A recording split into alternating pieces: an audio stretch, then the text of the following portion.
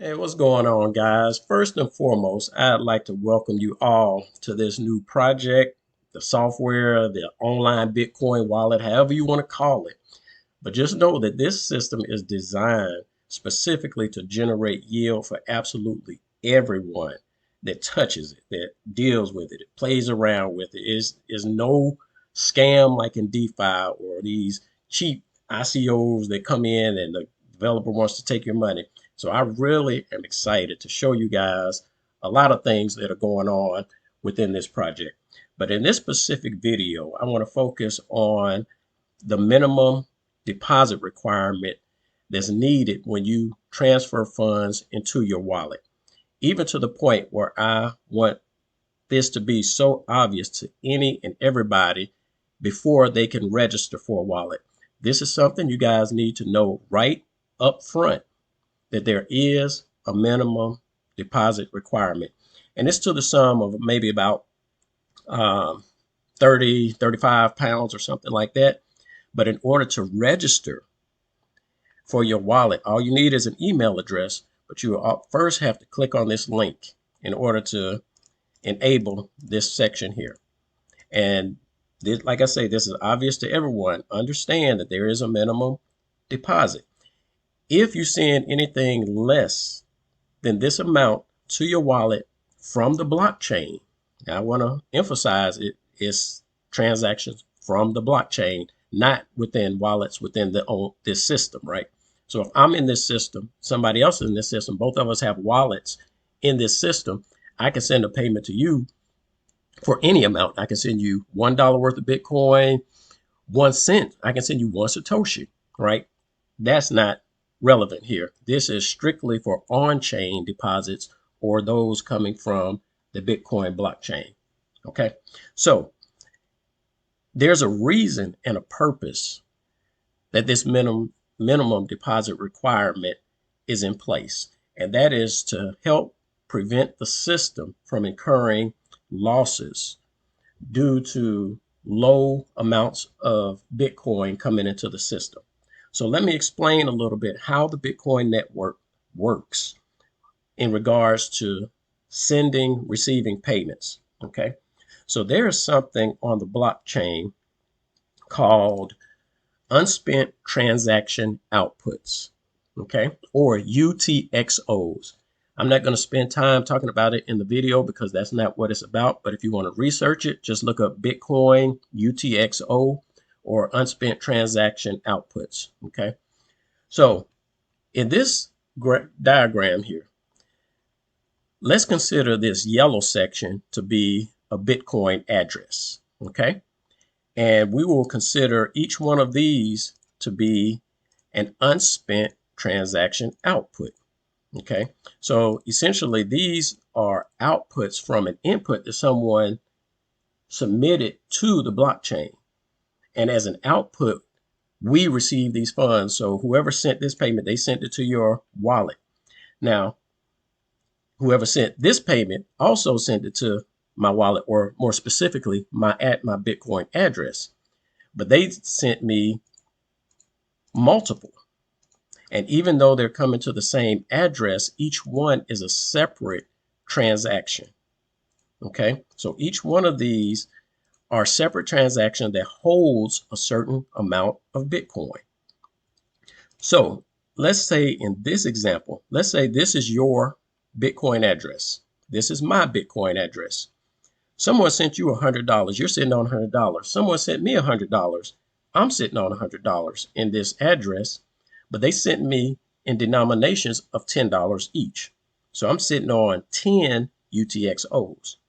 Now, the issue with having so many UTXOs of smaller amounts is that when transaction fees are calculated within a blockchain to send a payment, is based on the number of Satoshis per virtual byte that the miners are charging at any given time. I guess that's based on the volume, how much data is coming in, and a lot of other things, a lot of other factors that miners kind of deal with, and what they'll accept on the blockchain to put on the blockchain. And another important thing is the size of the transaction.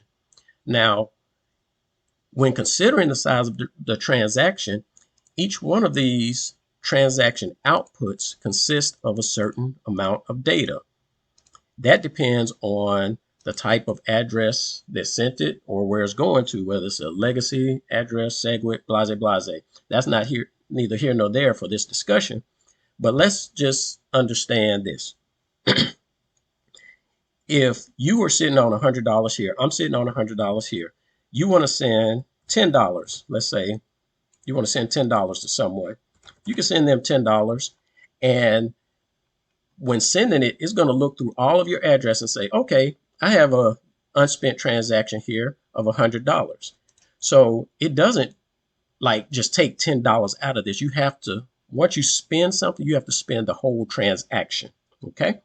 So you're going to send $10 to this wallet. So you will essentially have to have a change wallet to put in the remaining of your Bitcoin balance. So if you want to send $10 to someone, send that.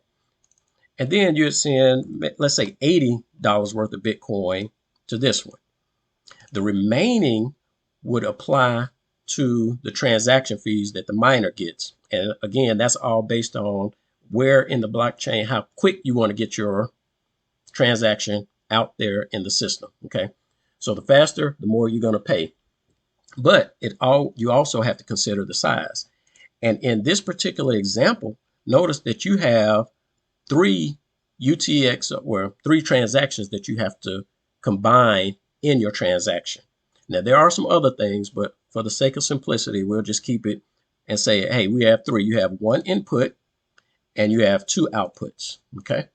The remaining is going to go to the miners as a fee. Now, let's say I wanted to send $10 to someone as well.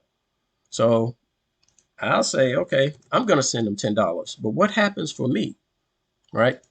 I can't just send them $10 from this wallet alone because I wouldn't have any money to pay in fees.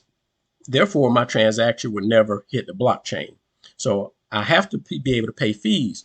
So the system would look through and say, okay, you do have $100 worth of Bitcoin, but it's broken up in numerous UTXOs. So I would essentially need to combine that with another UTXO. So now I have two inputs that I have to use in order to send $10 because out of that $10, I might need to pay $10 in transaction fees, or I might want to send another $5 to another Bitcoin address that I own. But by doing that, notice how small that is, and I may never be able to recover that, right? So essentially, I'm spending $20 of my money here to send $10 to someone else, and then another $10. Okay, so that kind of gives you an idea of what's going on. But the main thing is you are now dealing with 4 transaction inputs instead of 3. And remember, the larger or the more data that you're putting in your transaction, the more expensive that transaction is going to be. If I deleted this and say, okay, I want to send $100 worth of Bitcoin, or let's say 90, because some of it is going to have to go to transaction fees, that's going to require me to have 9 inputs plus the outputs. Okay. Now that you understand how these unspent transaction outputs work, let's use this example to explain why this system is requiring you to have a minimum deposit. Let's say someone sends $10 to their wallet, okay? And let's say the transaction fees are $10. If that's the case, this money is essentially gone. Yes, it's still on the blockchain. Yes, you can still look at the mempool, the transaction history, and everything else and see that $10 is out there. But if the transaction fees cost $10, $15, $20, this essentially would never be able to be used. Okay, so consider the system itself in these wallets. If you sent $10 to your wallet and that wallet was never able to receive or use that $10, how can you expect it to still pay you $10? It would essentially remove its own money from a vault in order to satisfy that requirement. And that's not something that the system can do and maintain the output that is going to be maintaining. Okay. And just finally, to give you guys a better example of fees, anytime you have a question about fees, you can always come out here to the Mempool. It's changing depending on the day, depending on the hour, whatever the case is. But let's just click on here. Check out some of the transaction fees that kind of went on. Yeah, someone paid $3, $45, $47, $220, $37, $220. So it goes on and on. So I don't want you guys to be blind to the fact that there are substantial fees that are required in order to send payments on the Bitcoin blockchain. Yeah, every now and then someone can slip in with a little payment. And a lot of times, some of these payments are actually submitted by the same person that submitted the block. But nevertheless, you see that these fees can be somewhat costly. And we don't want that cost to be incurred by the system itself, because the system, by storing up money in the vault, is the very mechanism that's going to be paying out the extra capital in Bitcoin to all of the wallets. So we don't want to hurt that in the least. All right, guys, that's all I got. I hope this information was informative. If you have any questions, please feel free to leave them in the comments. And I think that's all we got for this one. And we'll holler on the next one. Peace out.